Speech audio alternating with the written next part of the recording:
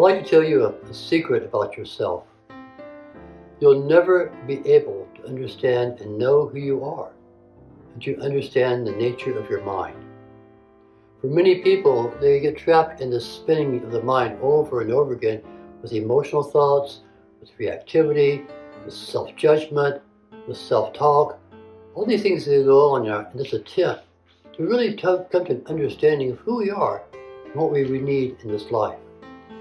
The problem is that most of us have never really engaged the mind. We think a lot, we react a lot, we think we know what's going on, but ultimately the only way we can truly understand who we are and how to move beyond the difficulty of sometimes being in this place we're in is to create a relationship to your mind. There's a way for that. In yoga we call it meditation. Meditation is a way to begin to master the mind. If you really look at the mind itself, it's always moving, always changing, always reacting. It's not really who you are, it's who you think you are. Your mind is who you think you are. Who you truly are is above the nature of the ever-changing mind. And that's what they say in our lives. Your mind can be a wonderful servant to help you and guide you, but it's a horrible master to try to guide you. To be able to use your mind effectively, to rise above the pain and misunderstandings that come from being trapped in these mental games, you have to find a way to get above the nature of the mind itself and observe what's going on. And in yoga we call this meditation. It's not that we're thinking, it's not a thinking process, it's more of a allowing process. Allow yourself to come to a deeper understanding of who you truly are than rather who you think you are. In yoga, they say the mind is so complex that to understand it properly, we have to understand the three natures of the mind, how the mind is always working. Are you oftentimes afraid, fearful, negative? They say in that case, perhaps you're using a part of your mind called the negative mind. That's not allowing you to see opportunities, but only threats and dangers.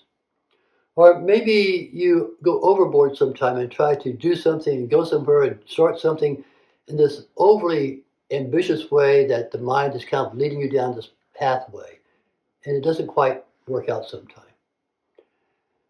Ideally, the mind has the ability to hold two things at once and observe what's happening, the nature of the mind. And that is what's negative, what's positive, and ultimately what's neutral in this experience of the mind. A neutral mind takes away a lot of this reactivity most of us experience. A neutral mind allows us to make a decision not on what we're afraid of or what we want, but what truly is. So to create this experience of a neutral mind, we have to begin a new relationship to the mind that only comes about through meditation. Many people can meditate for a long time, for years perhaps, but they never quite get to that point where they feel like they're not just the mind itself thinking about themselves. What meditation can do for us is to have the ability to establish what we call a witnessing consciousness. We can actually observe yourself, see yourself, and watch yourself from above the ever-changing nature of the mind. And what this neutral mind allows us to do is to weigh all these possibilities in our lives, all these opportunities we have in our lives, all these challenges we have in our lives, but to look at them in a non-reactive way so that we can make these proper decisions not based upon emotional feelings, senses of unworthiness, or maybe the illusion of who we think we are. So to do that, there's a system in place. There's a process by which we can go into the study of the mind, to understand the mind just like we sometimes try to understand the body. The mind and the body are really, in some ways, the same type of entity. The body and mind disappear at the time of death. The mind and body affect each other amazingly.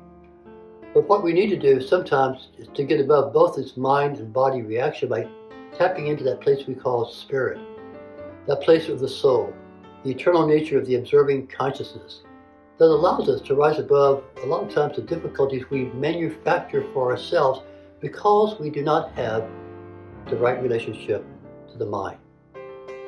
For many of us, the mind is like an untrained animal that wants to run this way and that way and go this way and that way. And what the mind needs, it needs steadiness, it needs discipline, it needs a plan. And that's what meditation can give us. Once we understand the nature of the mind, we're able to make the mind our servant and not our master. If you want to learn how to do this, there's an amazing course called Mind and Meditation. We understand the nature of how the mind is working and how meditation can allow us to rise above the ever-changing, uncertain nature of the process of the mind. So come join us if you like. I invite you to join us to find out what is your mind like, what is your mind doing, and how can meditation help you.